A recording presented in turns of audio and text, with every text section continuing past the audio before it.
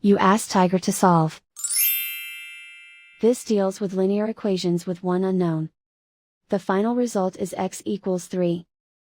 Let's solve it step by step. Simplify the expression. Simplify the arithmetic. Swap sides.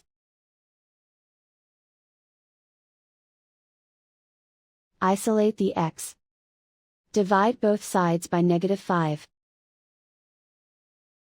Cancel out the negatives. Simplify the fraction. Cancel out the negatives. Find the greatest common factor of the numerator and denominator. Factor out and cancel the greatest common factor. And so the final result is x equals 3.